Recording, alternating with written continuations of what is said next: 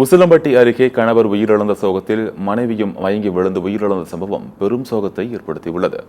கணவன் மனைவி இருவரது உடல்களை இணைத்து வைத்து இறுதி மரியாதை செய்து உறவினர்கள் எரியூட்டினர். மதுரை மாவட்டம் உசிலம்பட்டி அருகே உள்ள கவளம்பட்டியைச் சேர்ந்த சுப்பிரமணியன் பாண்டியம்மாள் தம்பதிக்கு குழந்தை இல்லை.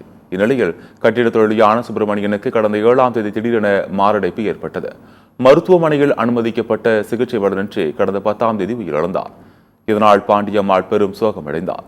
கணவன் உடலுக்கு நேற்று இறுதிச் சடங்கு நடைபெற்ற போது பாண்டியம்மாள் திடீரென மயங்கி விழுந்தார். அவரை உறவினர்கள் மருத்துவமனைக்கு கொண்டு சென்றனர். பாண்டியம்மாளை பரிசோதனை செய்த மருத்துவர்கள் அவர் ஏற்கனவே உயிரிழந்து விட்டதாக தெரிவித்தனர். இதனால் அதிர்ச்சியடைந்த உறவினர்கள் பாண்டியம்மாளின் உடலையும் சுடுகாட்டிற்கு எடுத்துச் சென்று இறுதிச் சடங்கு முடிந்து சுடுகாட்டில் வைக்கப்பட்டிருந்த சுப்பிரமணியன் உடலோடு பாண்டியம்மாளின் உடலையும் இணைத்து வைத்து இறுதி மரியாதை செய்து இருவரது உடல்களையும் சேர்த்து எரியூட்டினர்.